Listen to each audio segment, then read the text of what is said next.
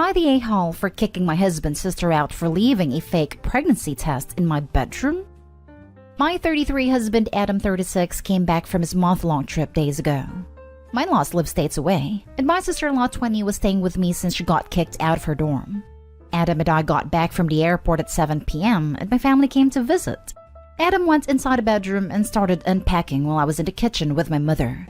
I suddenly heard Adam shouting my name. He told me to come upstairs ASAP.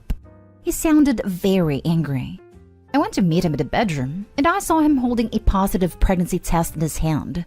I was dumbfounded. He began questioning me, saying he found it inside my sock drawer. He asked, "You gotta explain to me what the hell this was doing there?" I was speechless from my shock as I understood what this might have looked like to him. I said I had no idea. It wasn't mine, and I'd never seen it before. He kept telling me to explain how it got there if I'd never seen it, and it wasn't mine. My family heard a commotion and tried to intervene, but Adam locked the door. I freaked out because I literally had no idea what was going on. Adam said he just wanted me to be honest. I said he had a right to be mad, but I knew nothing about it and had no explanation. He said mad doesn't even begin to cover it. Then suddenly started putting everything back in his bag, saying he was going to stay with a friend till I call him up with an explanation. He unlocked the door and found my family waiting. His sister showed up asking what was going on, then started laughing, asking, "So, was it really positive or not?" I was stunned as she proceeded to say she planted a pregnancy test in the drawer as a prank, and that everyone should come down. She was like, "Bruh, chill. Have you ever heard of fake pregnancy tests? They're pretty telling." I was livid. I screamed at her, asking how she thought this was funny and that it was okay to humiliate me in front of my family. She tried to justify it by saying it was her boyfriend's, who has ASPD by the way, idea to bring laughter to the atmosphere. But I told her she was no longer welcome in my home after what she did. Adam took a seat to calm down, watching us argue as my mom got involved, asking me to take it easy. I insisted that my sister-in-law pack and leave right then, and she started crying and apologizing, saying she had nowhere to go, begging Adam to do something, but he didn't. I called her an Uber and had her leave. Mother-in-law heard and started calling me, shaming me for kicking her daughter out like that. I told her what her daughter did, and she still said my reaction was over the top, as her daughter is being naive and is a kid acting recklessly. She said we're her family and I should consider taking her back, but I said I won't. Edit. I too was confused by Adam's reaction, and I have a feeling he was in on the prank too, based on how serious it was being. Mom thought the same thing, and I wouldn't be surprised since A, he remained quiet when I argued with his sister, and B, he always does pranks with her and sees nothing wrong with her behavior. He actually thinks she's funny. I don't know if I'll ever be sure about him taking part in her prank. Edit 2. Adam and I struggle with infertility on his side because of his health issues, so that added to my anger since it seemed like his sister was being cruel and insensitive. Now for the top comments. Not stay home. Also kicked out of her dorm room. Pretty much leads me to believe sister-in-law isn't house-trained at all. To be frank, she didn't disclose the reason why they got her kicked out of dorm, but she said it wasn't her fault. With people like this, it's never their fault. Not stay home. Whoever would even think for a second that was funny? I don't know, but my in-laws, including Adam, see no issue with how my sister-in-law behaves. Moreover, they think her mentally unstable boyfriend has an influence on her character. Not stay home. Frankly, the only a-holes here are your husband and your sister-in-law. Your sister-in-law for the distasteful prank and your husband for not giving you the benefit of doubt. I would have told your husband to stay somewhere else for the night and to think about who he thinks he married. Not stay home. Bruh, it can't with people in these comments. They struggle with infertility from his side, so he's naturally probably a little insecure. Plus, he found an effing pregnancy test when he was gone for a month. Of course, the natural thought in that moment was that she was sleeping with other men in his bed. Literally anyone would have shouted. And with closing the door bit, he never stopped her from going outside. He locked the door because he doesn't want unnecessary people interfering in their very, very personal business. Is this so hard to understand? Or we see a man and automatically assume that he's an abuser. Next story. Am I the a-hole for not including my wife on a family trip? I, 44 male, am the only boy of my family. My sisters are 46, 42, and 39 respectively. My wife is 39, and we just got married about 6 years ago. We have one daughter aged 4 and a son aged 3. My parents are both in their 70s. Sadly, we recently found out that my father doesn't have much time left. My sisters and I all spent our formative years in a northern Midwestern state, but my father received a job offer on the East Coast when I was 11 years old, so we moved there and we've all lived in that general area since. When we received bad news about our father's prognosis, my parents decided that we should take a family trip to our old state to visit old family gravesites, old family homesteads, cousins, etc. It just seemed like something that was very important to our parents. I thought that this seemed like a very worthwhile trip. Somehow, though, it got decided that this trip should include just the siblings and grandchildren, which seemed to me as bizarre. My older sister never got married or had kids, and I don't think she had any say in this.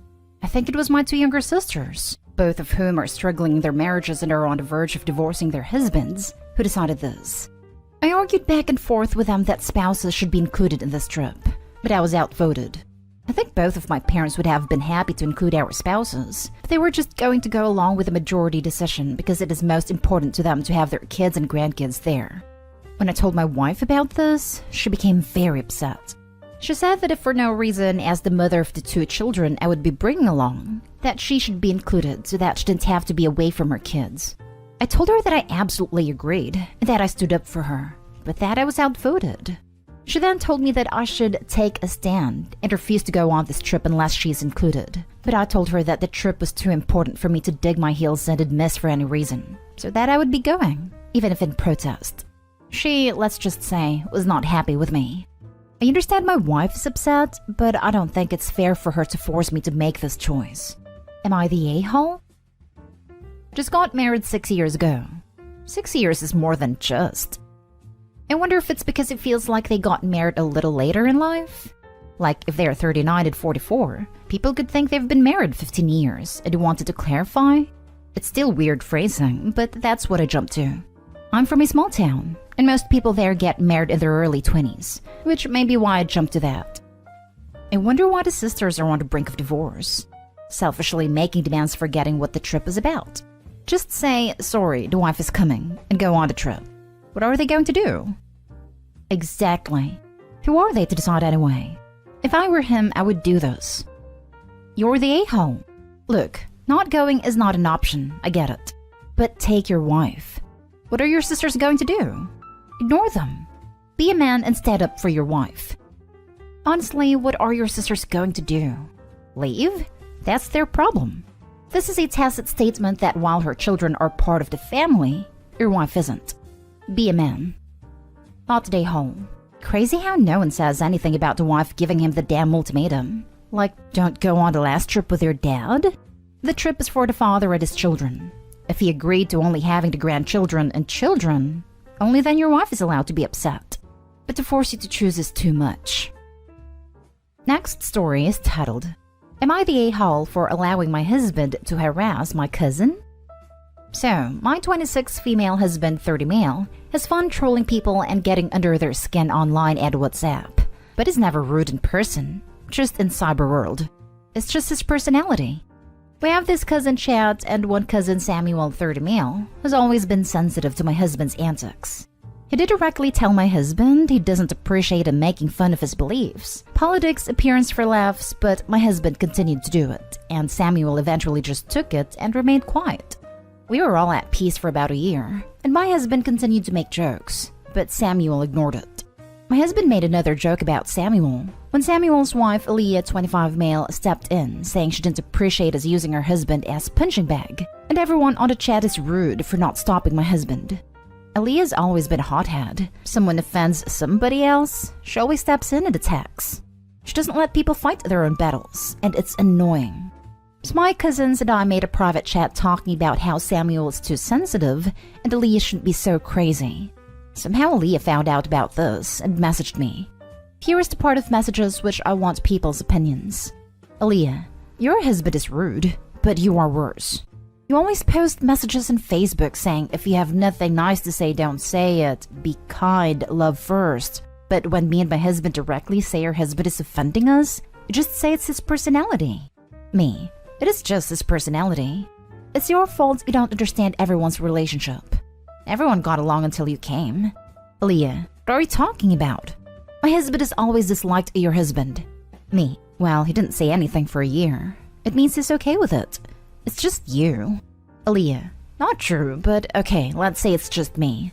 I'm offended by your husband. You think it's just his personality, right? I'm saying it's hurtful. You could have private messaged me and apologized, or at least asked if I was okay, if you cared about peace and kindness so much. Me, I have nothing to apologize for. My husband and I didn't do anything wrong. You just don't understand our dynamics and always try to pick a fight. It went on for a bit, but then Aaliyah eventually let it go. So Reddit, what do you think?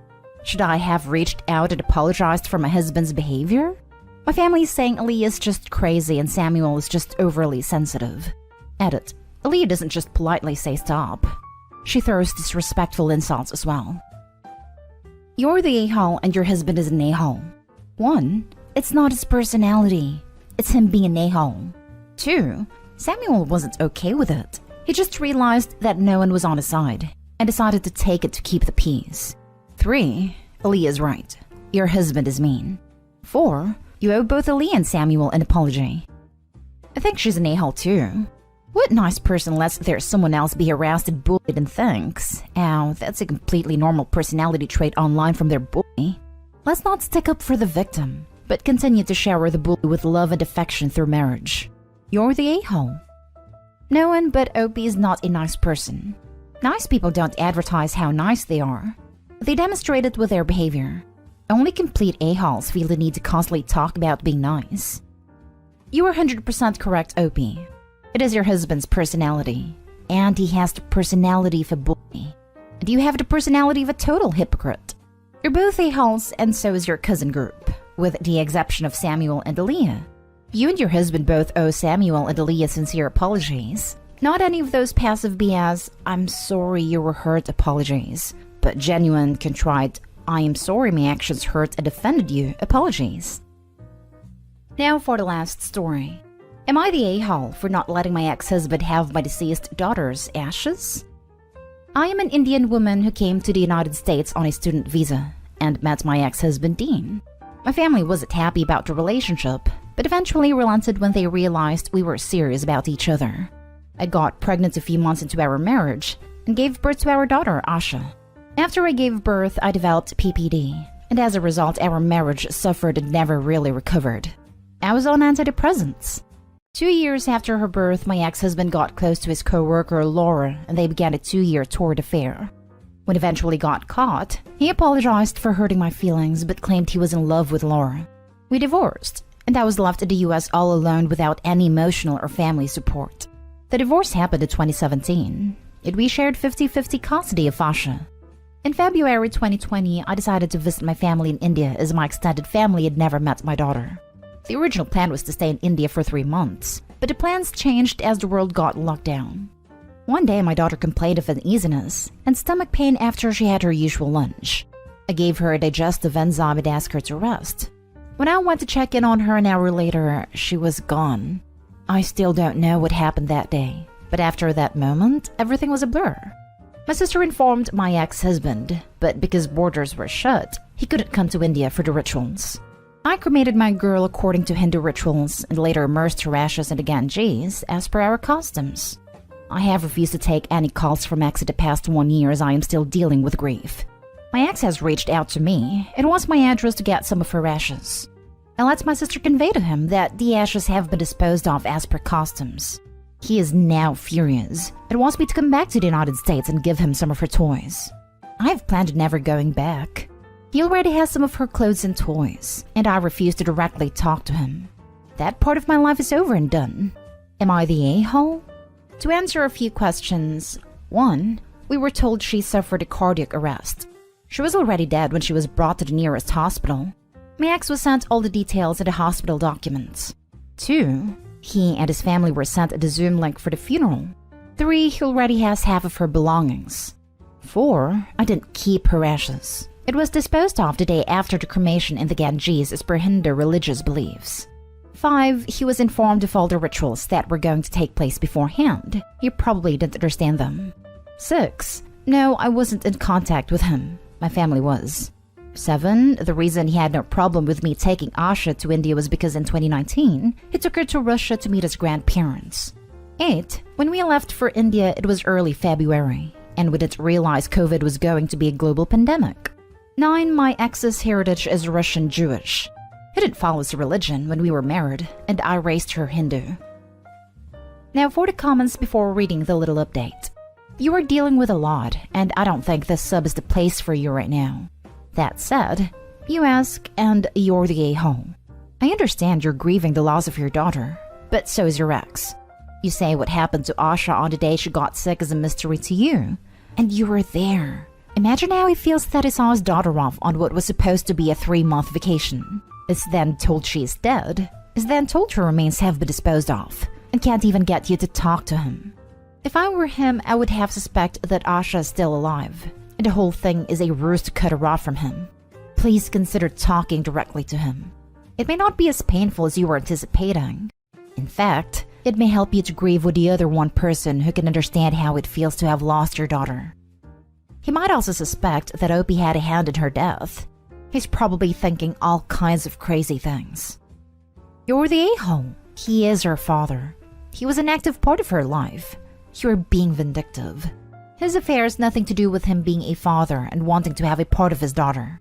I hope you can live with yourself for being so horrible to a grieving parent. You had no right to unilaterally decide what to do with her remains. Your customs don't override his. You should have given him half of the ashes. Update. I realized that people believe I'm the a-hole. I understand and accept judgment. I didn't ask for advice, and no, I'm not going to talk to him ever again. We are done. He can hate me. I don't care. Since I didn't get to be with her in her last days, I'll be sending him a pair of her shoes that she wore during her India visit. My family will contact him regarding the same. Me not talking to him personally is nothing out of the normal. Even when Asha was alive, I kept communication to what the court stipulated. No chit-chat, no weather talk. It was just business. We communicated via email. I have no reason to talk to him now. People can call this being vindictive. I call this my boundary.